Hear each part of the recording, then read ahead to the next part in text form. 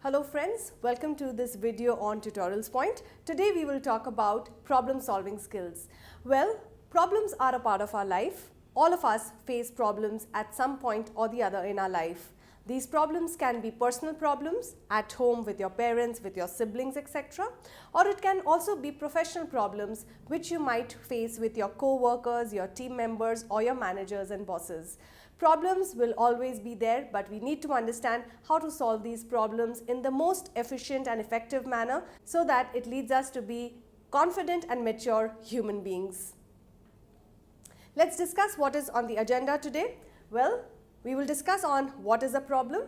We will define what problem solving is all about, skills to use for problem solving, certain barriers which might come in the way of problem solving, steps for problem solving, strategies and certain analytics which we will discuss to solve the problems, and the role of brain in solving problems. Well, we have a lot in store for us today on this module on problem solving, so let's get started immediately. Well, if we have to define what exactly is a problem, in a global way, certain phrases or certain sentences which you might have used yourself or heard somebody else use it, certain things like everything is going wrong for me, nothing is right, everything is going wrong for me, he or she will never change, you might say this to yourself, there is absolutely no hope in this particular situation, and I seem to have the world on my shoulders. How many times, friends, have you used such phrases yourself? Well, in a global sense, a problem is all of these sentences when we use. A problem, if we have to define it, means a systematic approach to defining the problem, some questions or situation that present uncertainty, perplexity or difficulty, and creating a vast number of possible solutions without actually judging these solutions. In simple terms, a problem is a doubt, a difficult situation which requires a particular solution. And today, friends, in this module, we will discuss certain strategies and certain steps how we can help to solve this problem in a better manner.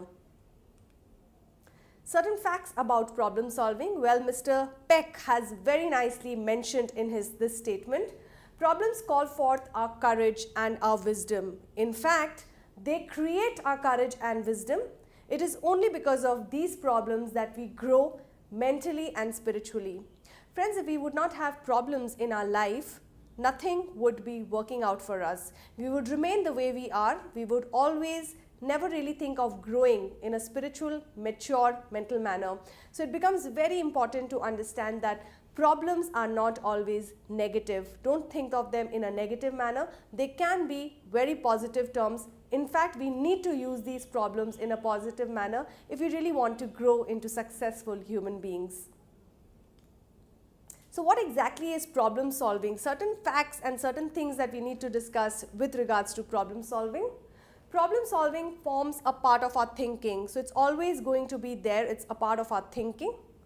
Considered to be the most complex of all intellectual functions, requires modulation and control of more routine and fundamental skills. Now, when we talk about problems, we will talk about how to use different skill sets and how to use different knowledges to ensure that we are able to solve problems better. A problem does not know how to proceed from a given state to a desired state.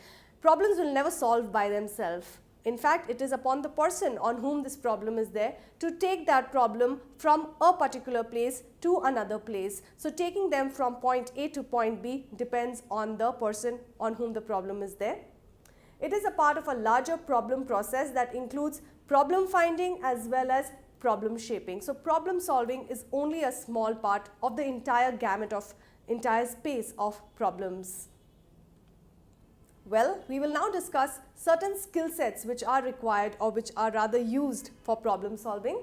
You need to be able to make judgments. If it is something that you want to do, meaning if you want to solve your problems better, you need to be able to decide and judge what is right and what is wrong in a given situation. So your power of judgment needs to be really strong. You need to have great analytical skills. It's something which you need to do for yourself. If you want to solve problems better, you need to be good at analyzing the situation, thinking about the situation, forming strategies around the situation, etc. You need to be able to decide better. So decision making power needs to be really strong in terms of how to take certain decisions with regards to problem solving. Now these decisions need to be taken by yourself in consultation, of course, with a lot of other people also. Collecting the information and planning. So all this becomes a part and parcel of the skill set which is used to solve our problems. We need to plan better, we need to strategize better, and we need to collect all the information. If you have certain skill sets which we have just mentioned, that is what is needed to solve problems better. Well friends, if barriers are not there, nothing is a smooth cakewalk in this world. So wherever problems will be there, barriers or obstacles will also be there. So let's understand what these barriers to problem solving are. Failure to recognize the problem. A person might live in a complete delusion that there is no problem. Well, you need to firstly accept the fact that there is a problem. So failure to recognize a problem is the number one barrier to problem solving. Conceiving that the problem is very narrow. So we need to be thinking in a very more flexible way and adaptable way, and not think in a narrow mind. So we need to have an open mind with regards to problem solving. Making a hasty choice, and this is something which all of us do in our day-to-day life. We really are in a quick way of finding the most immediate solution that we can without really pondering over the solution. So we make hasty decisions, and later on we might regret these decisions. So making a hasty decision is also one of the barriers. Failure to recognize or consider all the consequences. We might not really be aware of what are the consequences which can happen if we solve this problem. And failure to consider the feasibility of the situation or the solution. We might not consider or give too much of weightage on consequences, or rather on feasibility of the solution. We might make a decision in haste, and that can go against us. So friends, these are certain barriers which can come in the way in your problem solving process. Now, problem solving is a vast subject, and today we are going to actually make you understand step-by-step procedure to solve problems. And Mr. Albert Einstein has said it very beautifully in his particular statement. It's not that I am so smart, it's just that I stay with the problems a little longer. So in fact, friends, if you want to solve your problems better, you need to spend a lot of time with these problems of yours. Don't be in a haste to get over them. Try and understand and spend as much time as you can with your problems. It will only help you to solve these problems in a better manner. The most important part of any problem solving is accepting the problem. And today we will talk about certain strategies which can actually help you find motivation and commitment to prepare you before you even enter into this problem solving procedure or process. The first and the foremost is you need to list out the benefits. Now, when you think about problems, you might wonder what can be the benefits. But trust me friends, while you're talking about problems, there might be certain benefits which are hidden, which you might not even realize. So you need to list out all of these benefits before you actually get into the problem solving process. You need to formalize your acceptance. So accept that you need to work around this particular problem, and you need to also understand that problems need to be accepted. You need to accept the responsibility for your life. So be proactive, take initiative, accept that this problem is there in your life and you need to solve it in the best possible manner. Create a worst case scenario. Think about it. What can be the worst possible thing which can happen if you don't solve this problem, or if you do solve this problem? Thinking about the worst case scenario can actually help you really narrow down on your problem solving process. And the last not the least, identify what's really holding you back. Why aren't you jumping into the problem? Why are you holding yourself back? Is there any fear? Is there any phobia? Are you doubting yourself? So ask all these questions before you actually get into the problem solving process. So friends, this is how you accept the problem, by pondering over all of these questions which we have just mentioned. Getting into the steps of problem solving, well, there are certain steps for problem solving. The first and foremost being, we need to understand what is a problem, what are certain alternatives or certain other things regarding that problem.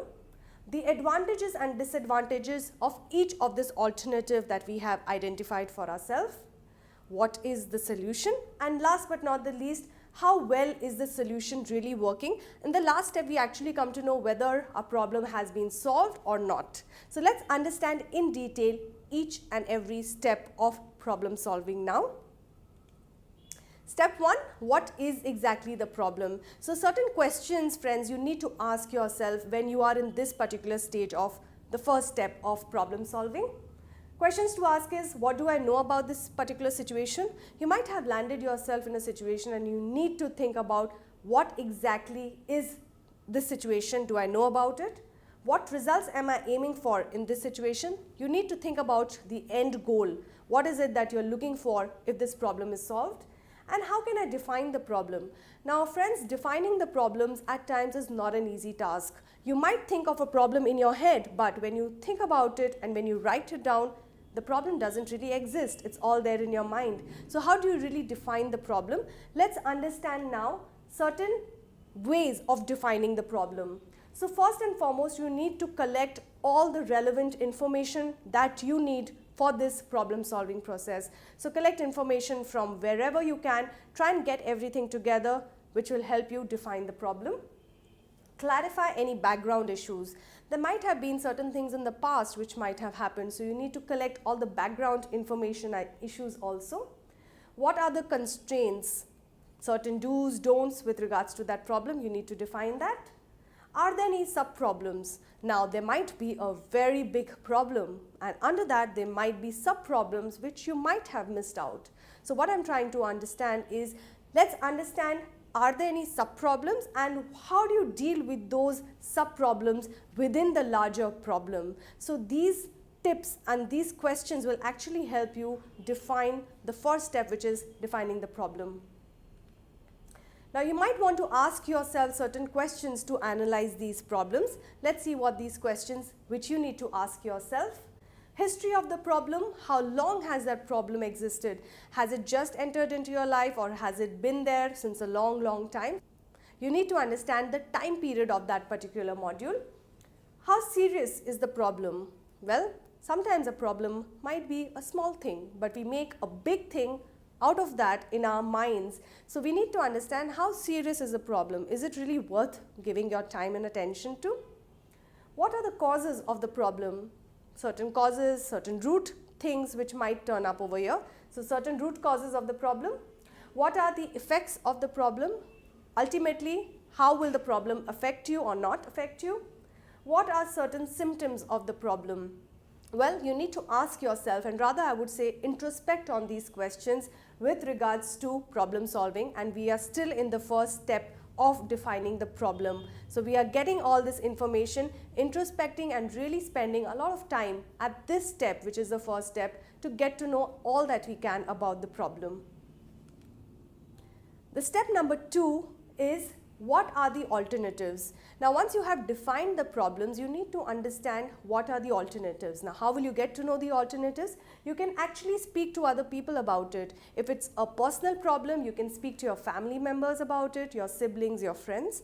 And if it's a professional related problem related to your career, related to your work, you can actually talk to your co-workers, your team members and any other person in your organization. So talking to people really helps, because it helps you to find the best alternative to that particular problem. The second thing is, spend as much time and get as many new ideas about solving that problem. You need to really think out of the box here. You need to innovate and think in a creative manner. Try and find out different solutions and alternatives to that particular problem. And the last thing which you can do to find alternatives is, location should be changed. So try and change the place where you are actually. Changing the location actually helps you to think of different alternatives as well. Some other alternatives that we can look at is external benchmarking. So try and have a benchmarking that you want to define for yourself. Ask probing questions. Questions always help us to get the answers. So you need to ask a lot of open-ended questions to yourself and to others. Questions beginning with what, how, where, how, etc. These will help you to narrow down on your particular solutions. Be willing to consider views different from yours. At times, friends, what happened, we are very stuck to our own way of thinking, and if anybody else is giving us any solution or alternative, we are very close to their views and opinions. So I would rather say be open to other people's point of view, because they might come up with something which probably you might not have looked into yourself. And revisit abandoned alternatives. At times we might have thought of an alternative and said bye-bye to it. It's time to rethink those alternatives and get them back, and probably just think beyond what you might have earlier seen. So friends, these are step 2, which will help you finding different alternatives for your particular problem. Step 3, with regards to the alternatives that you have just mentioned or written down, find out what are the advantages and disadvantages of each of this alternative. Now try and think about the pros and cons for each alternative, because this will help you get out the best solution or the best alternative which you might want to use with regards to problem solving. Step number 4 is, what is the solution? So after you have actually listed down the advantages, disadvantages and pros and cons of each solution and each alternative, try and see what is the best solution. So which alternatives would you like to pursue? Let's look at that. Evaluate and compare the alternatives as much as you can. Spend a lot of time with each alternative and try to compare each other.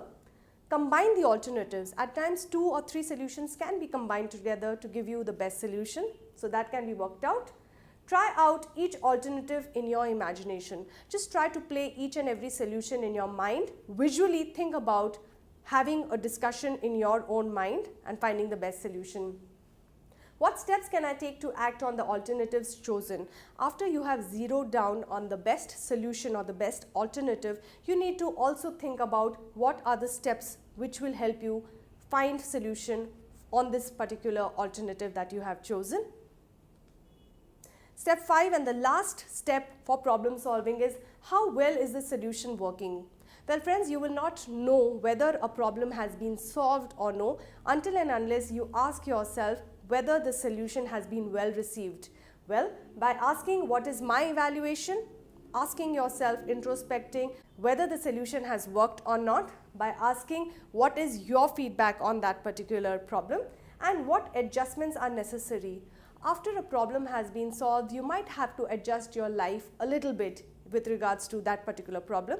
So how well you have accepted the problem and how well are the adjustments, that is an introspective question you need to ask yourself.